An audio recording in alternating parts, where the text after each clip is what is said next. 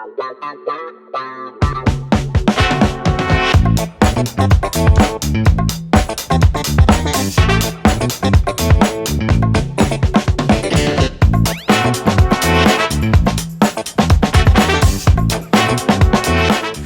friends, Simon Gibson here, hope you're all well. Podcast is Success Won't Come Calling, which is for those who want to be better tomorrow than they were today. I'm here in our fantastic studio, and through that door, that one just there, is going to walk my guest this week, who is Leila McKenzie Delis. Leila is an entrepreneur. She owns Dial Global, which is a business which works with leaders across the world to improve and get them to embrace diversity, inclusion, and belonging, which is very much Leila's area of expertise. She's written a book in that area. She has a podcast, which is called Diverse and Inclusive Leaders. And she also is a general expert in all things diversity and inclusivity related. I'm really looking forward to asking Leila for her views on where we are as a society now in terms of the way in which we embrace difference, about the challenges we still face in terms of giving everyone the same opportunity and respect, and also hearing about Leila's plans for the future. So without further ado, please do relax, enjoy this episode of Success Won't Come Calling with my guest, Leila McKenzie Delis. I'm back with Stace for an outro at the end. Leila, welcome. Thanks for doing this. Simon, thank you so much for having me. It is fantastic to meet you in person. I feel like I know you very well already, actually. Well, that is very flattering, and the pleasure is well and truly all mine. Now, we've got such a lot to get through, but we do guest rider on the podcast. So what are we drinking and why are we drinking it? I love that you call it guest rider. Is that like a Scouse Liverpool thing, Well, by the way? I think where it comes from, isn't there a movie called Ghost Rider? Yeah. And it was Vicky, another one of the team, who thought of it.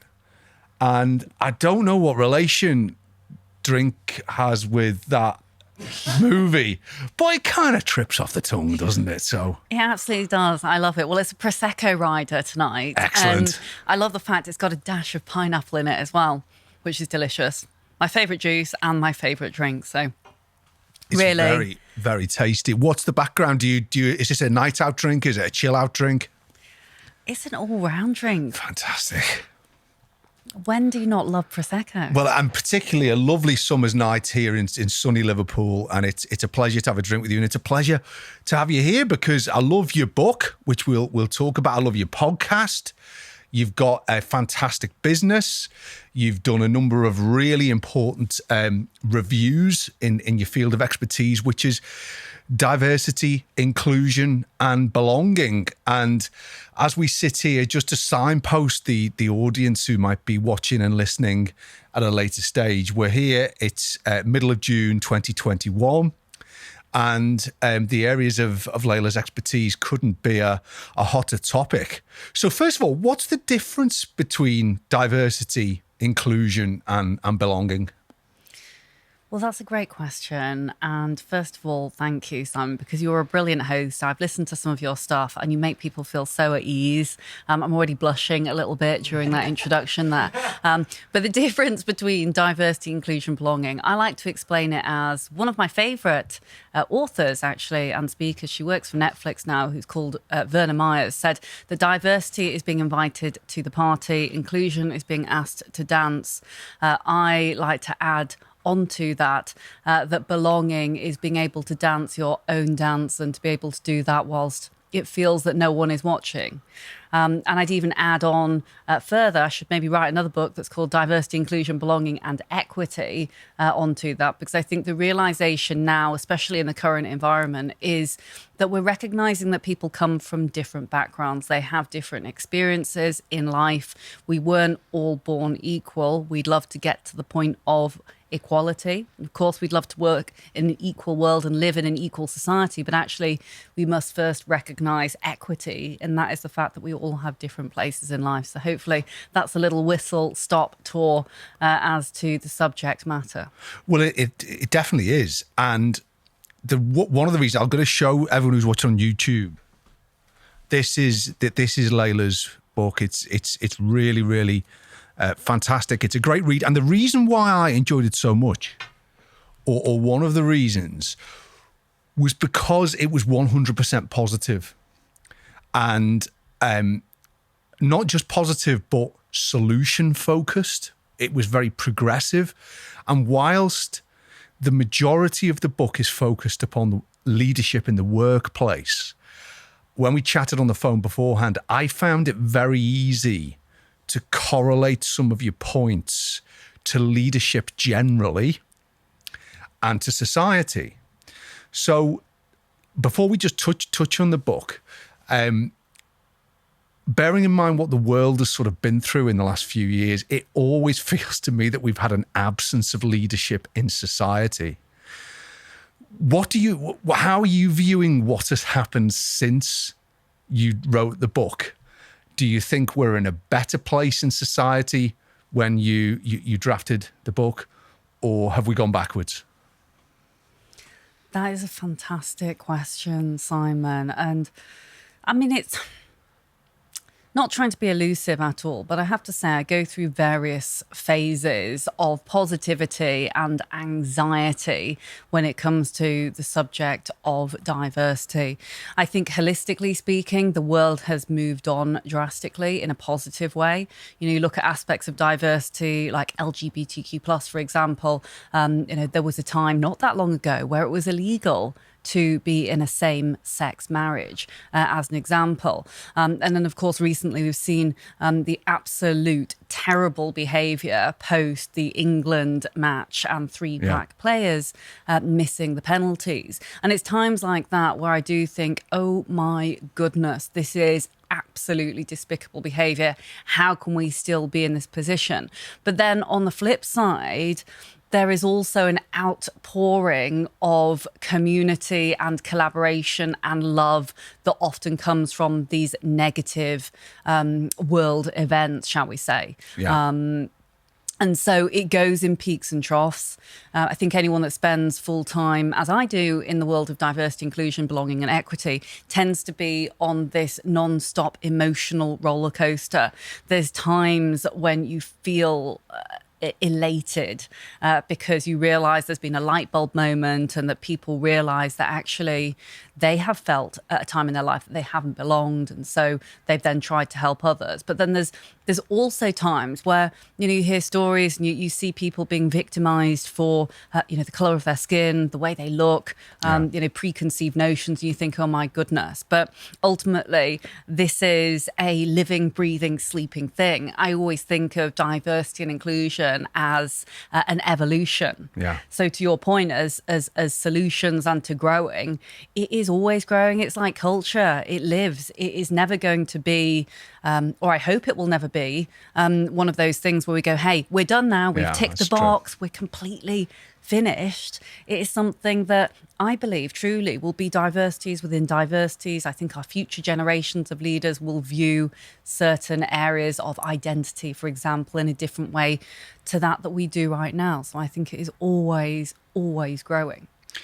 It certainly is. But I do want to come back to the events of the last week or so in a little while, in terms of the England football team sadly narrowly missing out on the European champions, becoming champions of Europe, and the fallout from that. But the other thing I really liked about your book and also about your podcast is that you're viewing diversity as being very diverse, because you don't just look, for example, at race, gender, sexuality. I was interested at cultural, socioeconomic, those sort of issues, that you're viewing those as well as important parts of the conversation. Absolutely. And I think personally, I know that not everyone would agree with me, but I think society and business has fallen into a trap of believing that diversity is just one single thing, or that it is just people of colour or women that are involved in the diversity conversation. And of course, you are a brilliant business leader. And so I'm sure speak to many, many leaders on a day-to-day basis. It is namely middle-aged white guys who are in CEO positions and in positions of power. And, those individuals then often think, well, hey, what has this conversation got to do with me? The conversation has to do with every single person on the planet, and everyone can make a positive impact within the conversation, whether it is as an ally or whether it is about something else that sits below the surface. So to your point, Simon, quite rightly, I believe that diversity is about so much more than just gender and just race. It is about the intersectionality of all of these multiple holistic facets. We don't all just fit into the one box. I don't just identify as being female. Sure. Is it possible for me to be female and also Chinese and, Yeah, I mean, we're all different, aren't we? And when I was, as I was reading, I wore a number of different hats, because on the one hand, I'm leader of a business, and on that basis, the book is of particular relevance to me. But I'm also a member of society. I'm also of a certain gender and of a certain race, and I was trying to apply those different perspectives to some of your points. One of the first points you make in the book, for me, was one of the most important, which was that when people feel included and that they belong to a business, to a situation, to a cause, that is when they perform at the maximum. And on the flip side of that, if people feel excluded and they feel not bought in, or they feel that they don't belong, that is when they become disengaged. It's when they become resentful, I suppose you could say. Now, that seems to me, who could argue with that proposition, that people are able to perform at the maximum capacity when they're fully bought into a journey? That it just seems so obvious. Yet, there are so many examples in the business world where companies and organizations have to acknowledge that isn't culturally an outcome they've achieved. Does that still surprise you? Well, I think the vast majority of businesses realize now that there is a business imperative to the benefits of diversity, inclusion, and a positive culture. The way that you articulated things there, it just makes it so obvious that diversity equals better engagement, which then equals better profitability. And so ultimately, it is a no-brainer. And on that point that you made about engagement, I remember reading a statistic recently that I just found flabbergasting, and that is that those that are in the minority spend 30% of their time worrying about how they will fit in. And when I first heard that statistic, I kind of was almost exported back to my youth, where I often struggled to fit in. I wanted to be blonde, actually, and I wanted to have blue eyes. I wanted to be just like some of the other kids in the class. But I spent so much time worrying about how I would fit in. And I think if I was to transfer that into a business context, so when you're listening to this podcast, whether you're in a family situation, whether you're in a friendship situation, whether you're in the workplace, and you feel like the minority or you feel different from your peers in that circumstance, how much time do you spend worrying about how to fit in? Now, if 30%, which is the figure we're quoting here, was spent on productivity and something else, that energy was expelled into something more positive, then imagine the positive repercussions and the impact that would happen when it came to the actual work that was done on a day-to-day basis. Yes, and I think you refer to this in the book as the importance of authenticity. of course, what that means is that people should be themselves, and that in fact, trying to be something you're not is exhausting. And if that energy could be channeled in the workplace to more productive matters, I can see how profitability would improve. When I just expanded that out to life, I was thinking, well, if someone goes through their life expending all that negative energy on being something they're not, the chances of them making a positive contribution in society must surely be less, because they will be exhausted, and you've only got so much energy. And pretending to be something you aren't is energy sapping. So that importance of authenticity, people feeling free to express themselves and not to hide who they are and what they are, that seemed to be something which really underpinned the book. Yeah, I absolutely agree. And it still saddens me when I speak or interview individuals who haven't got to the point yet where they feel completely free to be themselves in the workplace, whether it is that they're what we call covering, if they are, say, LGBTQ+, or whether they are trying to adapt to fit into their surroundings and display the same types of behaviors as the people that they are with. All of that leads to, I guess a lack of innovation in some sense, because you're almost trying to second guess what you expect your audience or your peer group, you're expecting them to want to hear a certain thing. And, of course, within the business context, if we end up with many people all being yes men or women or people and all agreeing with one another, you end up with what's called groupthink, and you end up with a significant lack of innovation and diversity, and ultimately less creativity when it comes to idea generation and problem solving. And so the more that organizations and workplaces can encourage people to be their true selves, create safe spaces that allow people to actually want to talk about how they are, how they foster their own sense of culture, how they bring their true selves to work, whatever that may look like, the better. Yes. And much more of this in a little while, but you mentioned your own childhood. Could you just talk us through how you came to?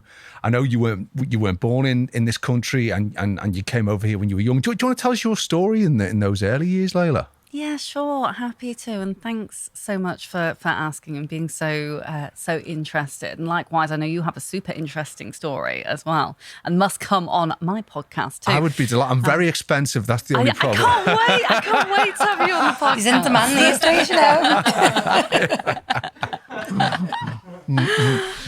I have a slight bias, I have to say, towards Scousers, because my mum and dad live up here. My mum is actually from the Wirral, so I think she likes to think that she is a posh Scouser. You see, some people argue that people from the Wirral aren't Scousers. Plastic Scousers, we call them. Yeah, it depends. It always splits. Yeah. I will tell Mum that. Well, you see, I live sort of on the border of Lancashire, so I get called a woolly back. A woolly back, yeah. Or a wool. And what's a woolly back? I love that. Do you know, there's an interesting fact about this. Apparently Scousers used to be woolly backs, and the actual term comes from when we used to have to, when all the shipping and stuff like that, and they had to put wool on the back to carry all the cargo. Oh, is that right? So apparently we were actually, Scousers were being called woolly backs, yeah. And I don't think we liked it, so we turned it round to the people who lived over the wall. That's a genius, isn't it? So that's an actual interesting fact for the day. Brilliant. Mm-hmm. So when I see Mum tonight, I'll be saying, "Hi, Mum, you woolly back." Oh, please do, and then phone me and tell me what she says. Yes, but I know I do love the Northwest. I've spent a lot of time up here. But to answer your original question, so I was born in Hong Kong, actually, and those that are watching on YouTube or wherever you're watching, I'm Chinese, and I guess that's quite obvious. I mean, some people do ask me where I am from, and I'll say, "Oh, I'm from Yorkshire." And they'll say, "No, where are you actually from?" And they'll say, "No, I was born in Hong Kong." So I'm fully Chinese, and my brother is also fully Chinese. But I was adopted when I was 10 months old by my mum and dad, both of whom are white British. Mum, of course, from the Wirral, and dad is from down south in London. So really, I feel terribly British. I feel and always have felt British, really. And we came to the UK when I was 6 and my brother was 4. And previous to coming to the UK, we went to international schools. So we were very used to seeing children of all different shapes, sizes, colours, backgrounds, belief systems. It only really struck me as being something different when at the age of 6 we moved to a place called Pateley Bridge in North Yorkshire and went to Church of England schools in a place called Harrogate, which, if you know it at all, is very white, very kind of middle class. We were the only Chinese children in the school. So I think my brother, I mean, he had the cool kind of Bruce Lee thing going on. So everyone was kind of like, oh, your brother's like Bruce Lee. I felt very self-conscious and very, very different. And I think kind of looking back now at that time and looking at the journey that I've been on and the work that I do to this day, that journey of self-discovery almost and learning how to be a little bit different in a society that was quite different, was something that really came out in now the work that I do. So I think in hindsight, it has been a big impact on what I do today.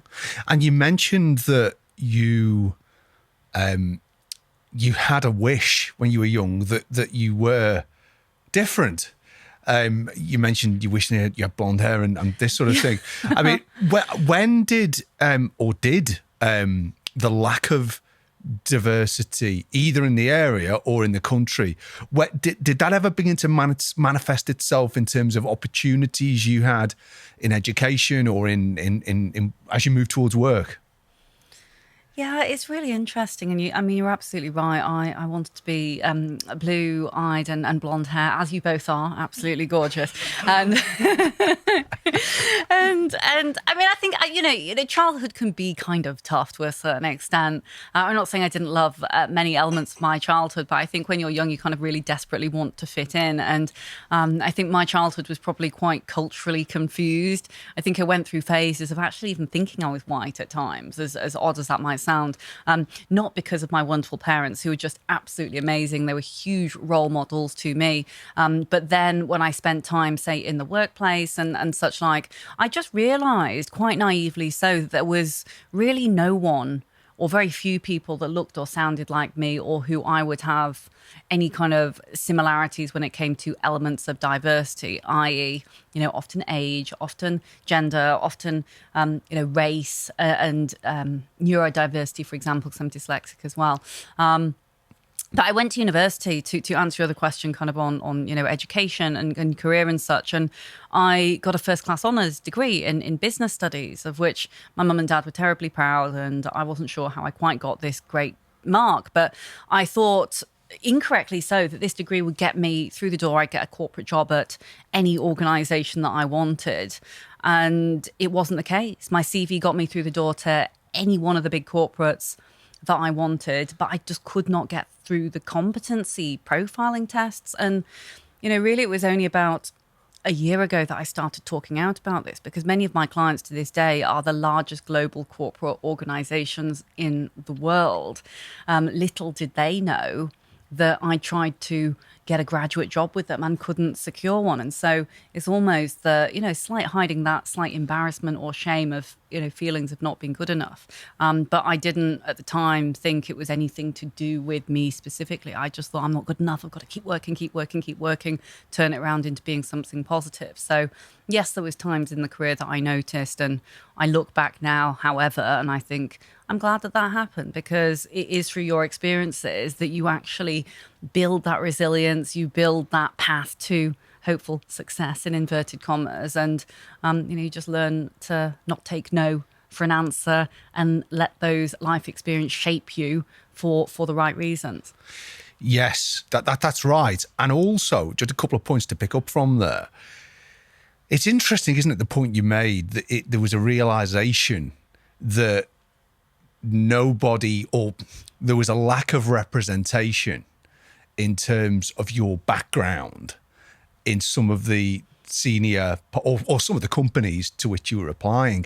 That is really important, isn't it? Because it always seems to me that the best motivation for parts of society which historically have not been able to progress or succeed to the extent they would want to, or to an equal setting, is to see role models who look like them and talk like them and act like them and have the same background as them, to actually see the evidence that it is achievable. Do you think we've moved on? Are there more of those role models out there now? I think because diversity in itself is getting so much more traction, not only in the media, but also in business, and people are realizing the benefits. There are most definitely more visible role models. At Dial, we like to call role models real models, because for me, a real model / role model is someone that we could aspire to be, but someone we could potentially see ourselves being like as well.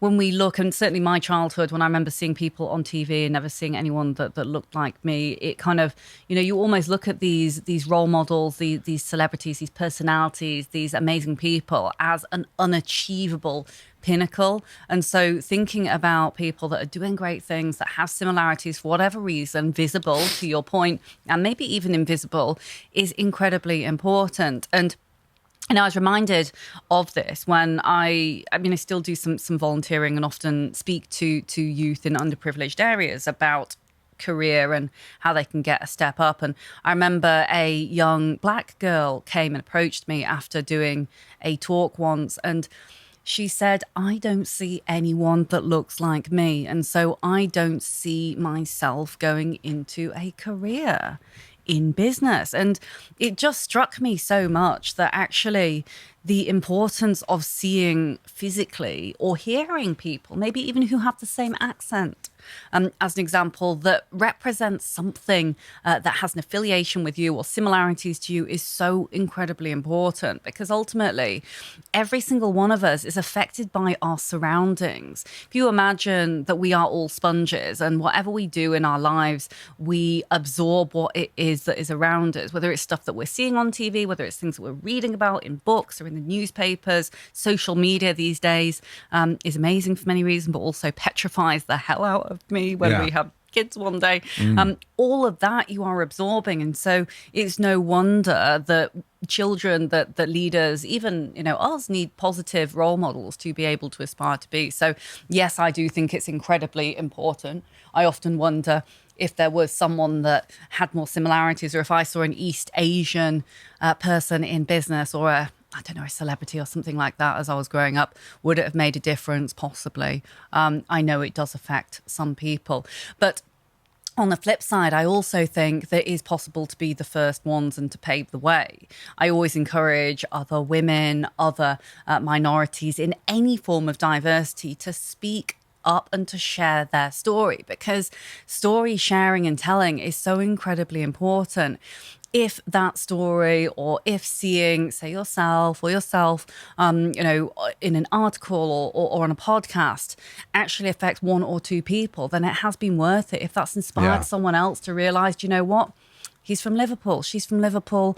I've come from a, say, working class background, and therefore I can make it to those lofty heights of leadership, then brilliant.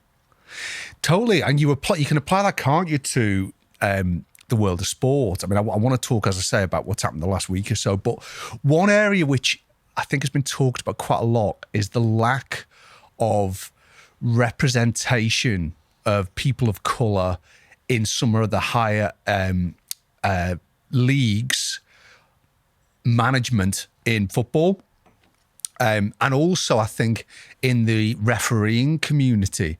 So what that means is, because people of colour, I think, are reasonably represented in the actual players, they're then being managed and refereed by people who they don't necessarily have that connection with. And a lot has been talked about in terms of positively addressing that, in terms of, why do we not have that equilibrium? It just doesn't seem to be moving very quickly. I don't know if you're a football fan, or whether you just have an opinion on why that might be and any solutions. Well, first, and I will say in advance, maybe I'll be shot for saying this, but I'm a Liverpool and Manchester United fan. I'd get it off the podcast. That's not possible. Oh, goodness. So tell me where that comes from, please. Well, Is that window shut? I know. Lock the doors, quick, for goodness sake. Well, my mum supports Liverpool, obviously, so I feel this close affiliation with Liverpool. I probably should say that I'm a Liverpool fan, actually, being in Liverpool. My brother supports Manchester United, and I lived there for some time, and so I feel that I like both. But, I mean, you're quite right. The players and the talent, in inverted commas, who is on the pitch does not necessarily represent that off the pitch. And actually, we work closely with the Premier League and also with the FA, who are members of Dial Global. And they have some brilliant people and execs who are role models and real models in their own right now as well, who are working there. I think the clubs and also the organisations are starting to do more because they have realised. But historically, you are absolutely right.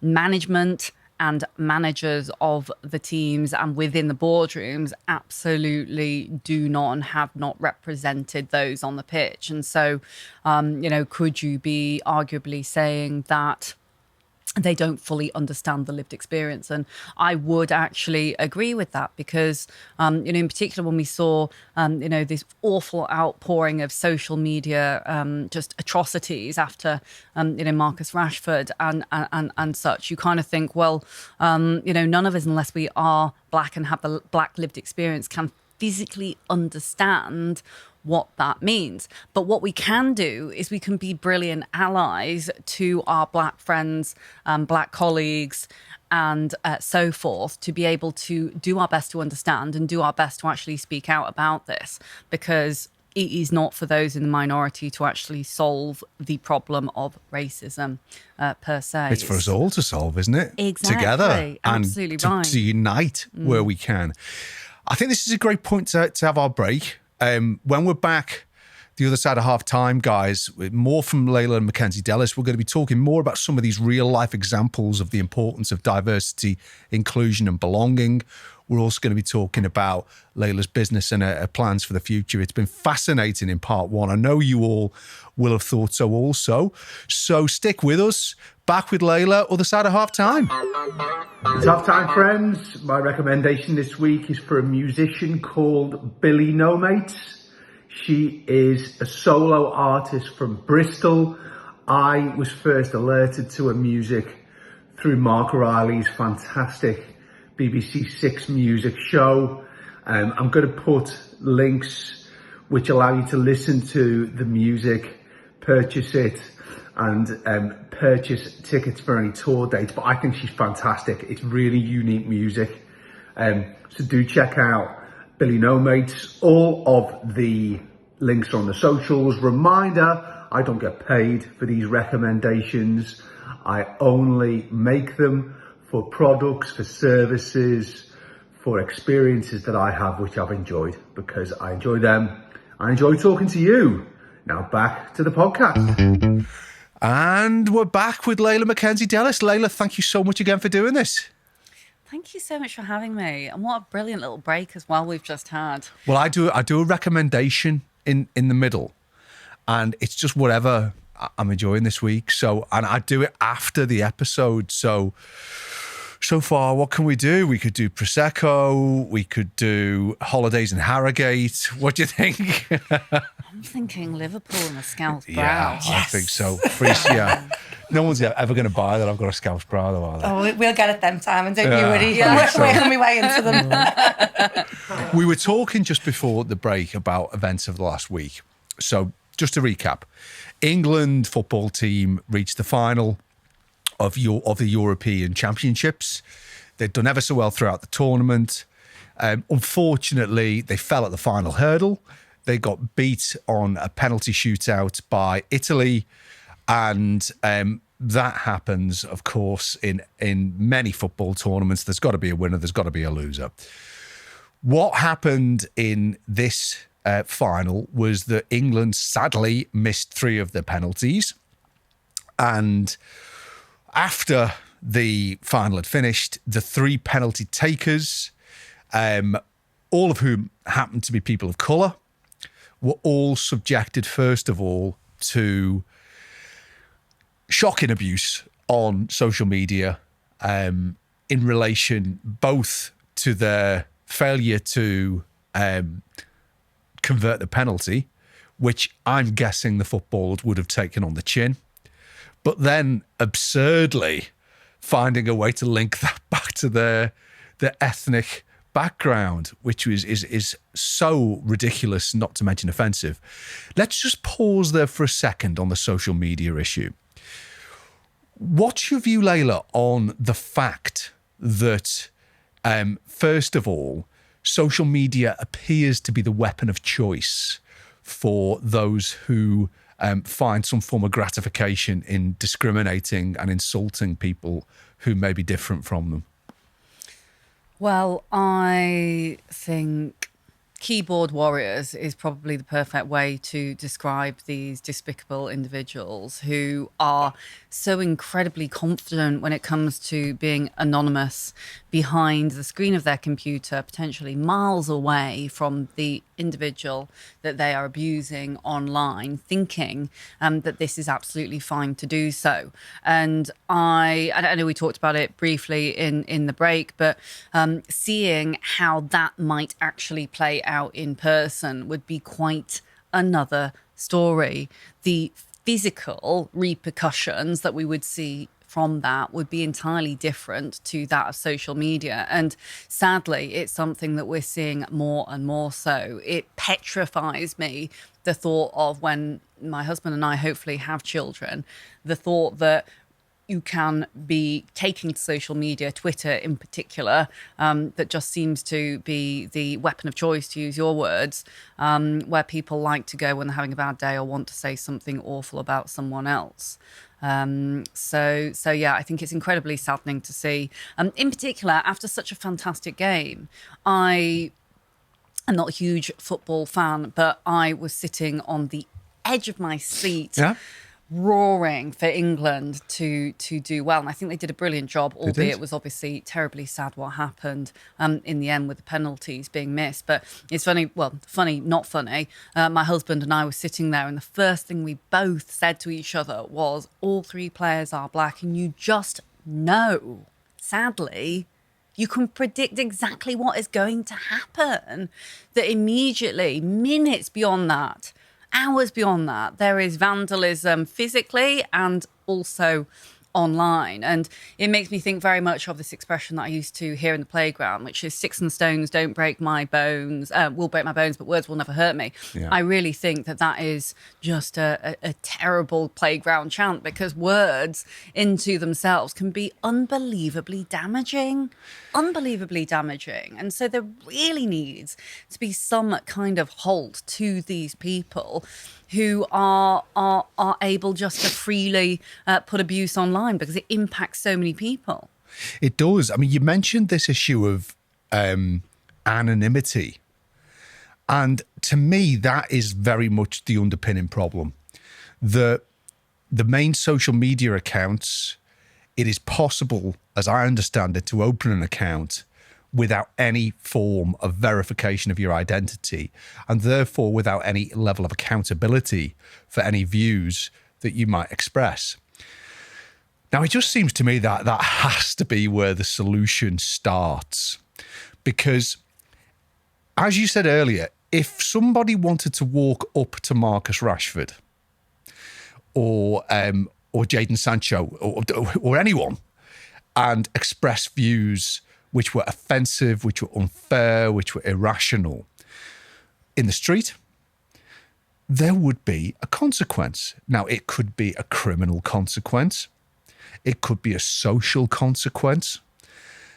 But because people can open a social media account and have a blank profile, there isn't accountability and there isn't consequence. And it feels to me that that's part of the damage that is done, because it is so unfair that someone has to sit and read these views which are being expressed by someone, but that someone is enjoying an absence of accountability. What's your view? Do you think the social media companies have got a responsibility to sort out and to remove this, this cloak of anonymity? I think it absolutely 110% needs to be consequential, because ultimately, if it is not, it will continue to happen. That said, I do think it is a very difficult problem to solve, in the sense that we live in a country where freedom of speech is valued, and rightly so. That said, it should be, where certain things are illegal, because we all know that they are just downright wrong. Things like racism and intolerable behaviour absolutely must be called out.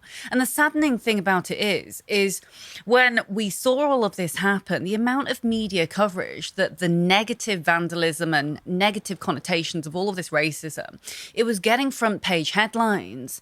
And it wouldn't be the case with something positive. Even I put some pieces out on social media, and it was interesting to see that when you're talking about often negative things, they get a lot more views than positive things. And so, I know right back at the beginning of this podcast, we were talking about being positive and looking at solution-focused ways to move the dial, as it were. We always put out positive stories. We always do positive podcasts. We always talk about the solutions, because ultimately we do live in a free world where anyone can say whatever they want. It doesn't take more than a couple of seconds to get onto Twitter and say something. Therefore, the more positive collateral, the more positive news, the more positive story sharing we can possibly get out there, the better I feel it is. I do think there is a degree of truth in, the phrase silence is violence. And in particular, given we're on the subject of Marcus Rashford and defending Black lives, after we saw the tragic death and 1 year anniversary of George Floyd being brutally murdered, we realised that actually silence is violence. Leaders are expected to speak out. If you're in a position of responsibility, or to your point, social media companies that have huge power, huge budgets, huge traction, there is a moral and social obligation for them to be speaking out and saying something. Because if you say nothing, then what is the gain? We've got to be counteracting the fact that there is a plethora and a barrage of negativity, sadly, in the world. We've got to keep talking about positive, solution-focused ideologies that ultimately, I hope, will positively inspire people to actually do better things and learn and educate the right way, because no child is born racist. No child is born with a certain mindset. So all we can do is try and change that, because clearly people who are doing these kinds of things have learnt that behaviour from somewhere. Yes. On the issue of the social media companies and this anonymity that some of these dreadful people who send these offensive messages enjoy, when I've heard, because to be fair to say, someone like Jack Dorsey, who's the CEO of Twitter, he has fronted up about this issue. And the justification I heard Jack raise was, he said, anonymity can be important sometimes because it encourages whistleblowing. So, for example, if a company is behaving badly, mistreating workforces, conditions for their employees which are unacceptable, for someone to actually come out and post the evidence on social media under a verified identity might discourage that whistleblowing. When I heard that, my instinct was, I understand where you're coming from. I just think before we stop there, we have to explore all solutions which would allow that whistleblowing to occur, but not make that mean that everyone can enjoy anonymity. What's your thoughts? Do you think that's a rational justification, or do you think there's a better way of looking at it? That is such a good question and such a good example to give, because straight away, like you, I understand where he's coming from completely. And look, let's be candid and honest here. He is going to be biased to a certain extent. He's the CEO of Twitter, so of course one might argue, of course, he is going to say that. And I think there's definitely validity in it. But at the same time, balancing up the pros and cons, what is worse? Yeah. I would absolutely argue the side of anonymity for people being able to abuse anyone else online being far worse than the merits of being able to shine a light on something negative that is happening in a workplace. Because ultimately, HR departments, amongst many other things. I'm not just saying purely HR departments, but there are other solutions, Yes. to your point, in order to get those messages out. Yeah. And I also thought, comparatively speaking, how often does a whistleblow happen compared to some of the appalling abuse we see online? My guess would be that whistleblowing is a drop in the ocean compared to the level of abuse which we're seeing from anonymous profiles. Let me just put an idea to you. Let's say it were possible for the social media companies to produce some sort of piece of software which meant that the moment someone typed... Sorry, let me wind back. Let's say we solve the problem of anonymity. Let's say that everyone did need to verify who they were before they opened a social media account. So let's think of that improved scenario.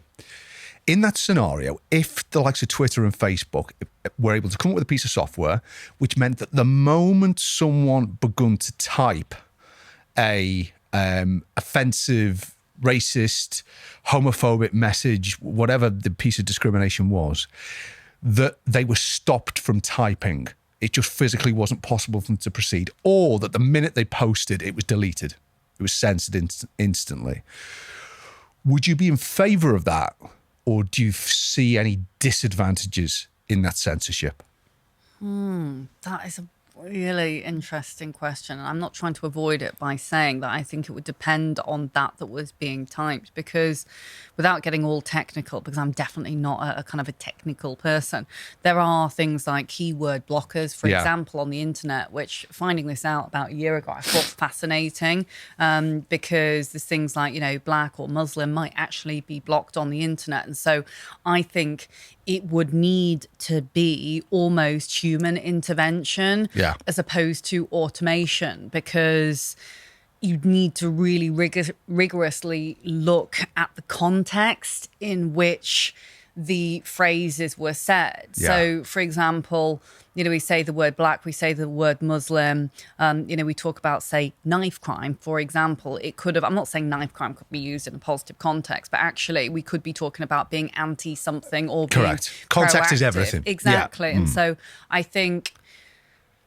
for the vast amounts of click-throughs and people using social media, which, let's face it, is pretty much all of the population right now, we would then need automation for that level of usage. Yeah. And to have human intervention checking every single thing that everyone was saying when they're posting on social media, potentially multiple times a day, would be It's a huge undertaking. difficult. Exactly. It'd be a huge undertaking. Therefore, having some kind of automation would then make sense. But then how would you get that automation to actually apply the context? Exactly. So when I was challenging myself on this, because it cropped up earlier this week on a podcast I was listening to, actually, this issue of if we solved anonymity and you had the opportunity to censor, is that a good thing? And you know what I concluded? I thought, I don't want to censor these idiots. As long as they are accountable for their words, I want to call them out. And I want it to be known that these people exist. Because I think where we know prejudice exists, rationalists like you and I, and the vast majority of people, can challenge. We can talk them through why they are wrong. We can be brave and say, this is abhorrent to us, but we're not giving up. We're not giving up on this rational argument. We're going to keep going and we're going to keep explaining why you were wrong.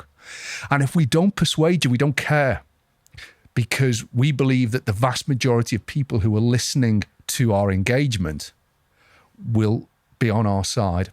And we think even if we don't change your mind, we will change some people's minds. So when I looked at it, I thought, it's the anonymity issue that we need to solve. And if we solve it, if people are accountable for their words and their actions, then let's back the rationalists who've got a good grip on the issues to step forward and lead the debate. I absolutely concur. I also love the fact that you've said issue twice in the same sentence. I know, I saw Stacey smirking and it was making me laugh at the same issues. And at risk of agreeing with everything you're saying, so I completely and utterly concur, because that is it. You're making people accountable and you're basically deterring, but you're not preventing the freedom of speech. And so if we're putting our names, our details onto these social media platforms, people know, because I'm sure there are plenty of people who are saying these things knowing that they are completely unacceptable from a humanistic point of view and also from a social point of view. But the braveness comes in that oh, I can't even say it now. Anonymity is a hard word. It really is. I'm dyslexic. Anonymity. But yeah, I completely agree. I think we'd see diminishing numbers in terms of those who are putting negative things on. I think the people that were putting negative things on, they would then be challenged by, the social circles, people in the workplace, etc., etc., etc. We then will be able to pinpoint the individuals that we could educate. And that is what it's about. It's how can we educate, inspire, motivate these people to, want to do more good and want to understand the error of what it is that they are doing, and also the why behind it. Because, as a rationalist but positive person at the same time, I do believe that no one starts off bad. No one is born a bad person. These behaviours are learnt, and truly, deeply, somewhere in there are, there is good, and people do want to do good. What is it that is causing them to have such negative views of the world or to say these things? There must be something. Maybe it is that they aren't even racist. Maybe it is that they're taking out their aggression on this because it is something to do where it's actually linked back to something in their own personal... Well, that's it, isn't it? And that's again, we go back to this, the underlying problem is anonymity. Lose that. And even the most abhorrent views, because the problem with freedom of speech, because I'm a big advocate of freedom of speech in principle, but if speech is truly free, you have to accept that some of the speech you hear will horrify you. But the solution, the antidote to speech which horrifies you is better speech. It's rationalization, it's persuasion. It's present. It's the unpacking of what you find abhorrent in the other person's argument, and it's a rational response to it.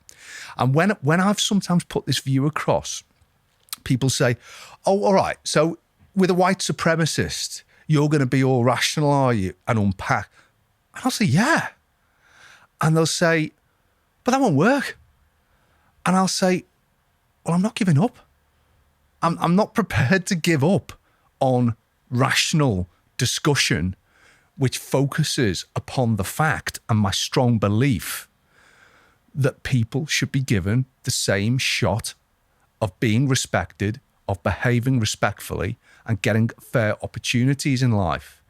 And it seems to me that if either allowing people to run amok online without accountability, or not being held to account through being censored, both of those seem non-starters to me. It just feels, to go back to your book, it seems to me that it avoids, it restricts that opportunity to move together in the greater good.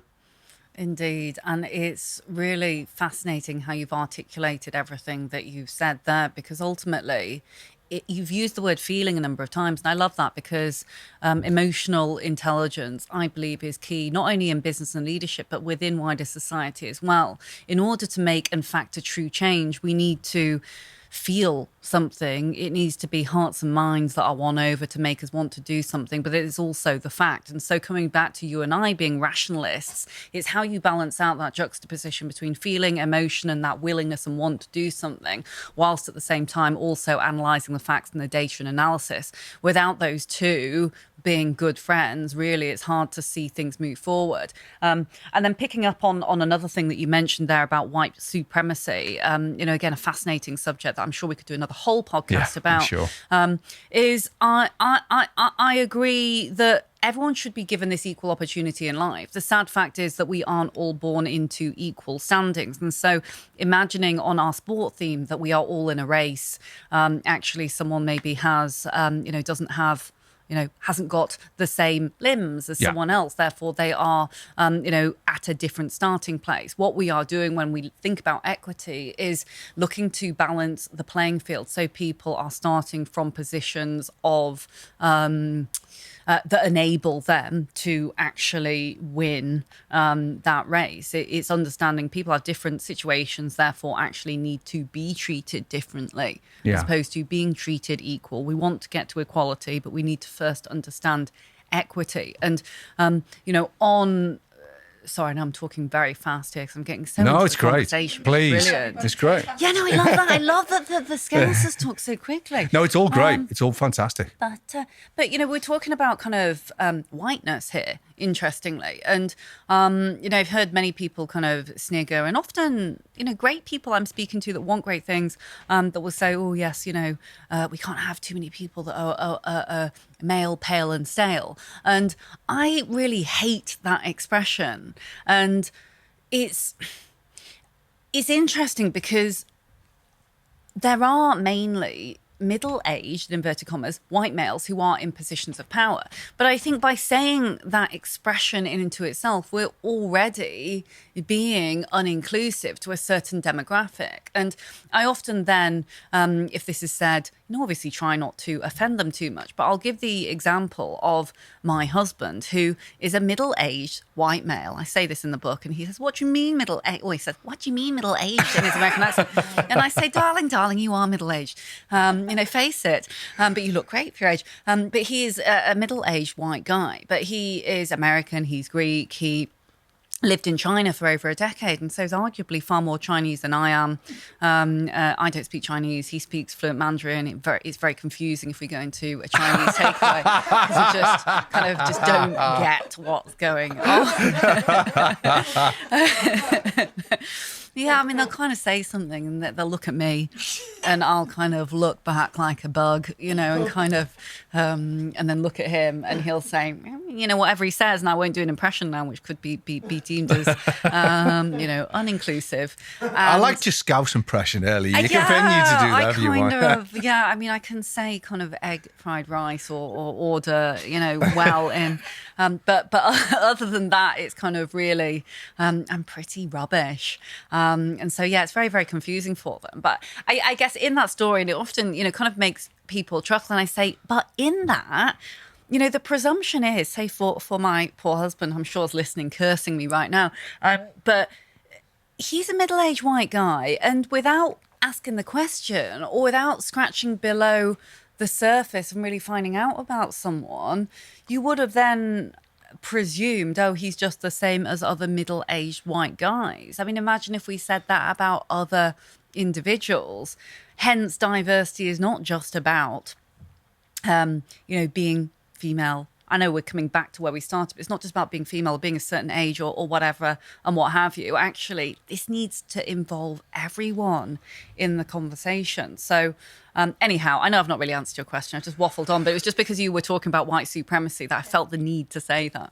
Well, no, I think you have answered it, because the issue here, isn't it, is that we need to move forward together to solve these problems. Now, we will not get every single person in our societies thinking and behaving rationally. We have to accept that there will be some collateral damage. However, democracy is all about the will of the majority. And when you look at, just to circle back to the Marcus Rashford incident following the football final, we had his mural, which was prepared by a local artist due to his heroic work, to Marcus's heroic work during the pandemic in terms of lobbying for the proper feeding of children who couldn't go to school. This mural was put up to recognise that heroism. You know, it was incredible what Marcus did with no personal gain whatsoever. That was defaced, and I felt in quite low spirits after that. But then the good people, it was Withington, wasn't it? Yes, Withington. That's right. Yeah, Greater Manchester. That's right. The people of Withington came out in their hundreds. Every race, all genders, standing shoulder to shoulder to basically say what this person or small group of people have done does not represent us. So my spirits raised quite a lot there. And of course, the artist came back and he restored the mural. So from an awful, depressing series of events, I thought, well, is there a positive here arising? That if a minority want to behave badly, we maybe leave them to it and we stand together as a majority and move forward in a united manner. I love the fact that you are such a glass half full man. Oh, I am. I'm an optimist. I am. Yeah, it is brilliant. And I think that you have to be, especially in the world of diversity and inclusion and belonging, because it's easy to kind of take that negative and victim stance. But as you say, if it weren't for these terrible people, we wouldn't have this amazing heart-welling moments of collaboration and togetherness, because those awful people do not represent the majority. Hence, it's so important that we don't just wash everyone with the same brush, really. But like you, I felt absolutely bereft at the atrocities, but then saw such amazing things. Yeah. I think it was like 800, nearly 1,000 people, basically, in a street in Withington that would rarely see more than probably a couple of people. And, there was notes all over. I think there was even the police went down and put a piece up on the wall. And I saw a photograph with someone holding up a baby and people taking pictures and just saying, that they really stood with Marcus and with they reinvigorated the talk around Black Lives Matter, because ultimately this needs to be a conversation we are having constantly. And so yes. I agree. And without sounding too biblical, from darkness does come light. And, from badness comes good. And so, it's this constant, I mean, it's life, isn't it, in general? It's this emotional roller coaster of negatives, of positives. And it's just making sure that, we come together enough to be positive and happy enough that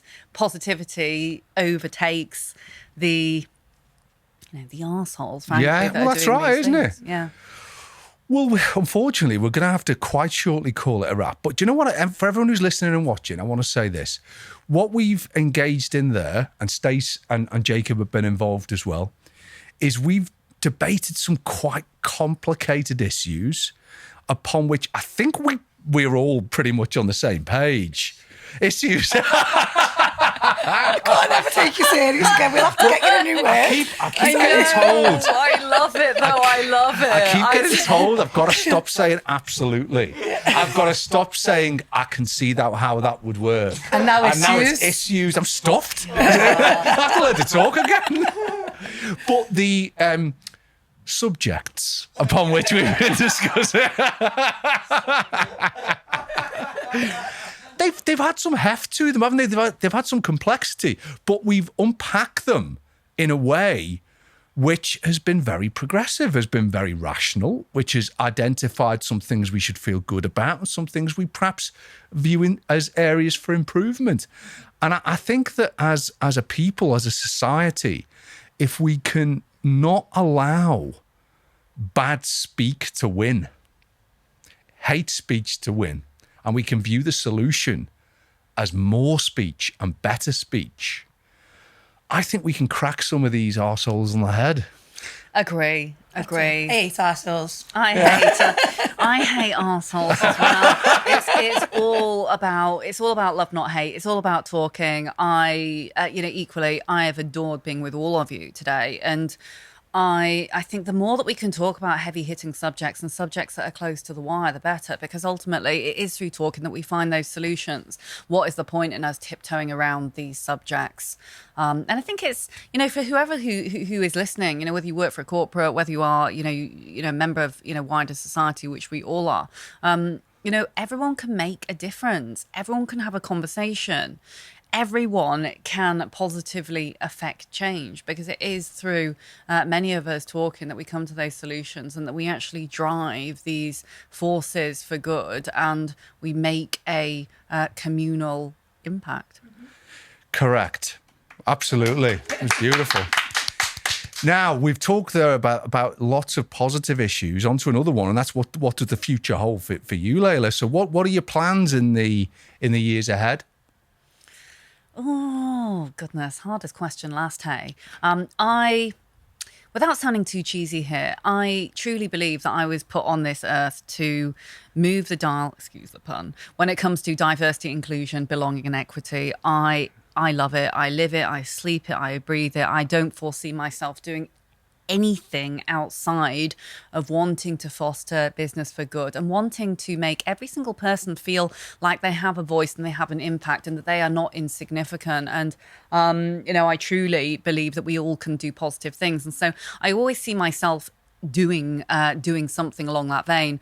Obviously, the business Dial Global, which stands for Diverse, Inclusive, Aspirational Leaders, is absolutely my baby. I cannot believe it's been going for 2 years. I'm so lucky that I've got just a remarkable and very diverse team. The plan with that business is to grow and scale. In fact, excitingly, we've just opened our first round of funding so that we can grow even more. So that's terribly exciting. I run a podcast of my own, of which I can't wait for you to join me on, the Diverse. I'm looking forward to that. Definitely. I think you'd be a brilliant guest, Simon. And then I hope that the charity foundation also grows. We've just launched the McKenzie Delis Foundation, and the purpose of the foundation is to support diversity and inclusion research in business and society so that we can develop more diverse and inclusive leaders. And so we're very excited about launching the charity. Never set up a charity. And so, we're hoping to bring on board even more companies that want to see positive change. So that's where I see the future. And another book? Another book, yes. Oh, well remembered, yes. Another book, and hopefully on a personal note, I hope, hopefully we'll be able to have a family and more dogs as well. I love dogs too, Stace. I love dogs too. We got a dog during lockdown. Did you? Snarler our Pudsey. I love him. Oh, Pudsey, what a fantastic name. He's not got much time for me. He spies on him in his office and just sits watching him all day long. He does. Well, he doesn't like men very much. He likes women. And I mean, his particular dislike of men, I think, starts with me.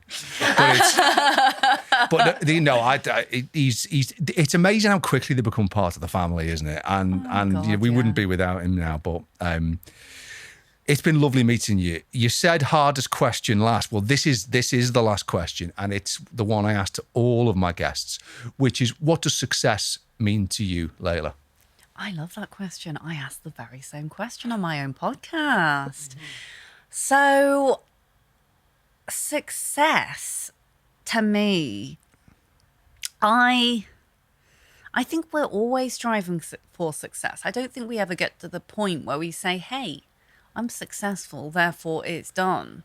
I think that success is an evolution and an aspiration. I personally don't feel that I am yet successful. I always feel I'm striving for success. But ultimately, if I was to give one thing, I would say that is happiness, without sounding too twee. When you strip it back, when you strip back everything that we do in business, in life, in work, actually, the most important things are the people that we love and the people that we hold dear. And so being happy in our personal life, and, personal life merges very much into business life. I think these days the two are often intertwined. That is the definition of success. It isn't money. It isn't accolades. It isn't, classical kind of achievements for certain universities or whatever they may be. Actually, it's being happy and fulfilled in our life, because we are only here for a very finite amount of time. And, there's times in your life where you realize that life is fragile. Yeah. We're here for a very certain amount of time. And so being happy within ourselves, being comfortable within our own skin, I think is success. And, I spent many years not feeling comfortable in my own skin, trying to be something that I was not. And really when I found not only my husband, but also my love of diversity and inclusion. That's when I started to feel actually I can be myself. And so to me, that is kind of, in a long-winded way, what success looks like. Totally, and happiness, it's got to be the cornerstone of success, hasn't it? And I've been very happy indeed, you being my guest on the podcast. What issue number is this, Jacob? Oh, yeah. Yeah, you got it in. You got it in. He's been waiting for the end for ages. For I've got to do this gag before the end. Now we're going to do it. Leila, thank you so much for being our guest on the podcast. It's been an absolute pleasure. Best of luck with the new book. Best of luck with the podcast. It's fantastic. And with your setting up the charity and in your business, good luck. And please come back and see us. It's Leila McKenzie Delis. Yeah.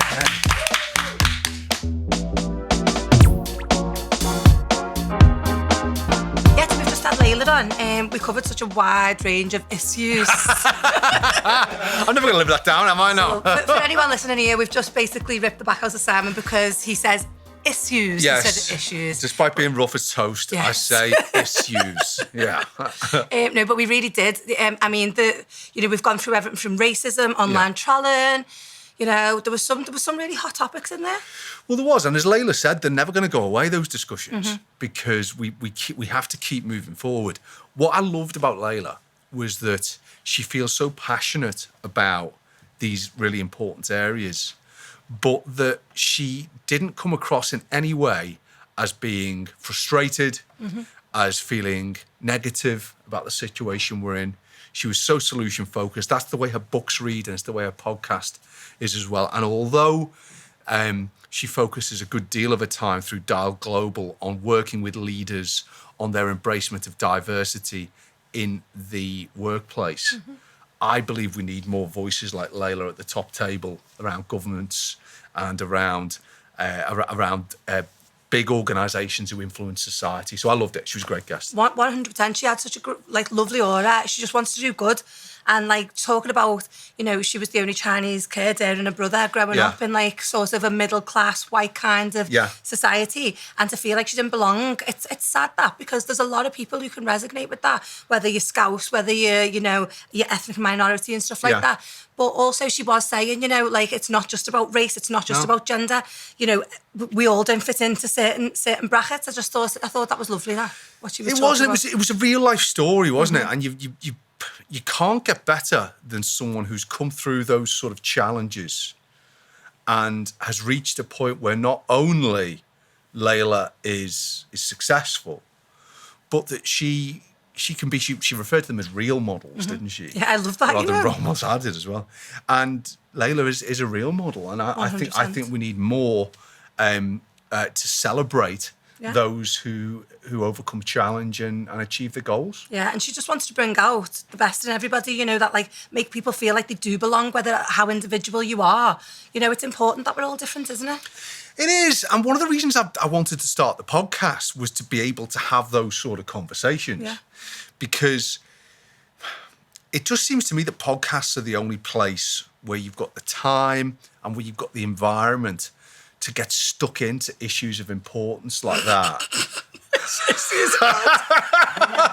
We're going to have to get you the new words. I'm so sorry. What did I say before? Areas of importance, such as those. Yeah, sorry. On that note. But no, she was amazing. She was. And it was, as I say, to have conversations like that, that's the reason why we started SWCC, and we'd love to have Leila back. Oh, I want her back. I want to go for a drink with her. I really need to sit and have a really good in-depth conversation. So we've got to remember now, haven't we, the list of things I'm not allowed to say. Issues, absolutely, and I can totally see how that would work. Yeah. So I can totally see how this is the right point to end the podcast. So thanks for watching, guys. I hope you really enjoyed that episode. We certainly did. Come back soon. Podcast is Success Won't Come Calling, which is for those who want to be better tomorrow than they were today. That's it for me and Stacey. See you next time. Bye.